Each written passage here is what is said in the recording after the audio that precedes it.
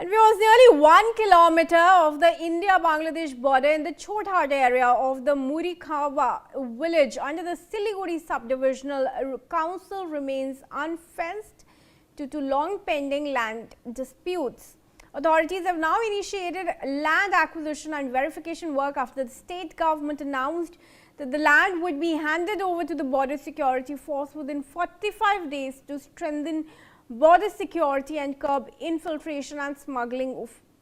Officials said compensation is being provided to affected farmers while the Land and Land Revenue Department is verifying pending land records and documents. Renik Datta is joining me on this. Renik, कितने area का अभी fencing हो चुका है और क्या जो border dispute बताया जा रहा है उसका रेजोल्यूशन कैसे होगा ताकि इस जगह पे भी फेंसिंग का काम स्टार्ट हो सके?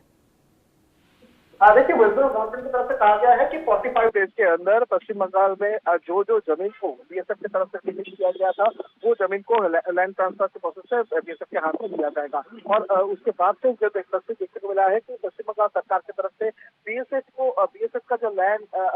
चूज करके दिया गया था उस लैंड को एक्विजिशन का काम जो है वो चालू किया गया है। नॉर्थ बंगाल का करीब 27 किलोमीटर का जमीन ऑलरेडी बीएसएफ के पास ट्रांसफर वेस्ट बंगाल गवर्नमेंट की तरफ से किया गया है और उसी जगह पर ऑलरेडी बीएसएफ की तरफ से फेंसिंग बढ़ाने का काम जो है वो ऑलरेडी चालू किया गया है। जैसे कि सूत्रों से समझ में है कि पहले चिकन नेक कॉरिडोर के ऊपर वेस्ट बंगाल गवर्नमेंट की तरफ से फोकस किया जा रहा है। चिकन नेक कॉरिडोर को सिक्योर करने के लिए वेस्ट बंगाल गवर्नमेंट की तरफ से बीएसएफ की तरफ से चिकन नेक कॉरिडोर एरिया यानी जलपाईगुड़ी शिलीगुड़ी जो एरिया है उस एरिया में जो जमीन को चिन्हित किया गया है उस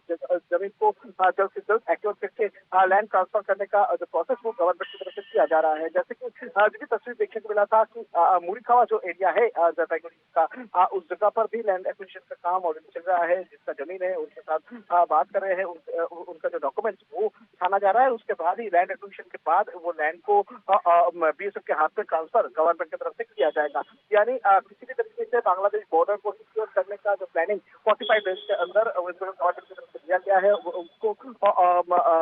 एग्जीक्यूट करने का काम अभी वेस्ट बंगाल गवर्नमेंट की तरफ से किया जा रहा है। फिलहाल वेस्ट बंगाल गवर्नमेंट का सूत्रों खबर है कि 45 डेज के अंदर पश्चिम बंगाल में जो जितना जमीन बीएसएफ की तरफ से डिमांड किया गया था वो जमीन ही बीएसएफ के पास हैंड ओवर किया जाएगा, ऐसा सूत्रों से खबर है। और फिलहाल 27 किलोमीटर के ऊपर जमीन को बीएसएफ के पास हैंड ओवर किया गया है। बीएसएफ की तरफ से खबर मिल रही है कि बीएसएफ ये 27 किलोमीटर जमीन को अभी टेंडर के माध्यम से बॉर्डर में फेंसिंग लगाने का जो प्रोसेस वो करेंगे। यानी 1 से 1.5 महीने के अंदर ही बॉर्डर को पूरा सिक्योर किया जाएगा, ऐसा बीएसएफ का सूत्रों से खबर है। और टोटल अगर प्रोसेस अगर देखा जाए तो 45 डेज के अंदर टोटल लैंड एक्विजिशन कंप्लीट होकर लैंड ट्रांसफर का प्रोसेस गवर्नमेंट की तरफ से कंप्लीट करने के बाद और भी 1.5 महीना यानी और भी 45 डेज के अंदर पश्चिम बंगाल में जो बांग्लादेश बॉर्डर का सीमा है जिस जगह पर फेंसिंग नहीं लगा है उस जगह को पूरा सिक्योर करना पॉसिबल होगा, ऐसा बीएसएफ का सूत्रों से खबर है। मगर जैसे कि देखने को मिल रहा है कि जैसे बोल सकते वॉर टाइम जो सिचुएशन देखने को मिलता है उसी तरीके से पश्चिम बंगाल में लगातार बीएसएफ की तरफ से काम किया जा रहा है। बॉर्डर को सिक्योर करने के लिए बीएसएफ की तरफ से लगातार काम किया जा रहा है। Extra time extra man power भी उधर बीएसएफ की तरफ से रिक्रूट किया गया है कि जल्द से जल्द लैंड का जो बॉर्डर वो उसको सिक्योर किया जाए, फेंसिंग जो है वो लगाया जाए। जो 27 किलोमीटर जमीन अभी तक सरकार की तरफ से बीएसएफ को हैंडओवर किया गया है उस जगह पर फेंसिंग का काम जल्द से जल्द खत्म किया जाए, इसके ऊपर अभी गवर्नमेंट की तरफ से नजर दिया जा रहा है और बीएसएफ की तरफ से इसके ऊपर ध्यान दिया जा रहा है। जी रैनिक बने रहे हमारे साथ। We have some more details. In fact, a BJP MLA in North Bengal has formally urged the state government to carve out a separate Siliguri district from the existing Darjeeling district, arguing that the strategic chicken neck corridor requires a more efficient governance structure. In a letter addressed to Chief Minister Suvendu Adhikari on the 20th of May, Matigada Naxalbari MLA Anand Mai Barman said the long-standing demand for a separate Siliguri district had become necessary because of the region's growing population, strategic importance and administrative difficulties faced by residents. Siliguri subdivision forms the plains of the Darjeeling district. The subdivisions of Darjeeling, Karsong and Mirik form the district's hill areas. Burman wrote in the letter, I am writing to draw your attention to the long-standing demand of the people of Siliguri for the creation of a new and separate Siliguri administrative district. Burman has pointed out that people of Siliguri and the surrounding areas currently have to travel more than 100 kilometers to reach the district headquarters in Darjeeling. Burman highlighted Siliguri's importance as the second largest urban hub in West Bengal and largest city in North Bengal, claiming that over 25 lakh people reside in and around the city. The MLA also underscored the strategic significance of the proposed district because of its location in the Siliguri corridor, which is called the Chicken's Neck. Now, according to the proposal, the new district would include the entire Siliguri subdivision under the jurisdiction of the Darjeeling district and parts of Jalpaiguri district, which are within the Siliguri Municipal Corporation.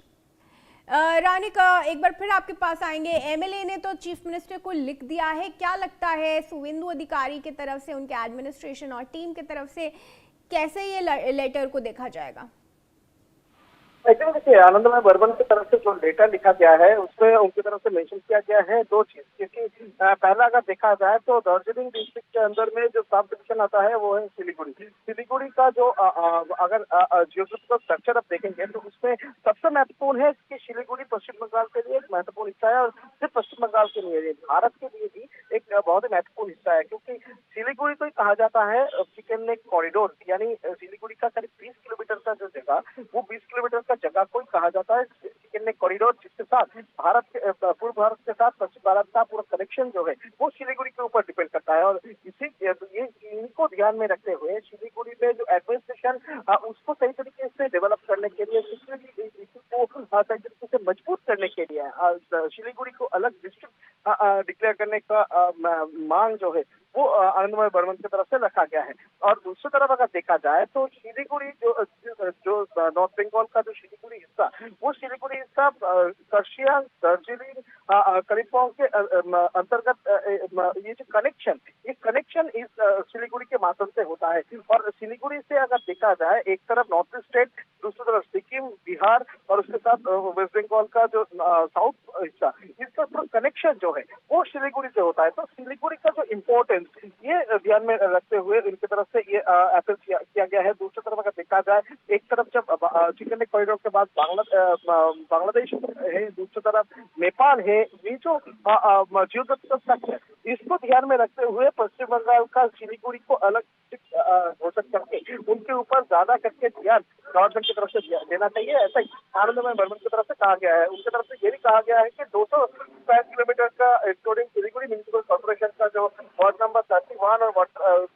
Ward number 31 to ward number 44 और उसके साथ साथ ही देवग्राम 1, देवग्राम 2, फुलबाड़ी 1, फुलबाड़ी 2 जो panchayat area है, इसके ऊपर भी सिलीगुड़ी का बहुत सारे, पश्चिम बंगाल का बहुत सारे सिक्योरिटी डिपेंड करता है। पूरा जो एरिया जो है इसका जो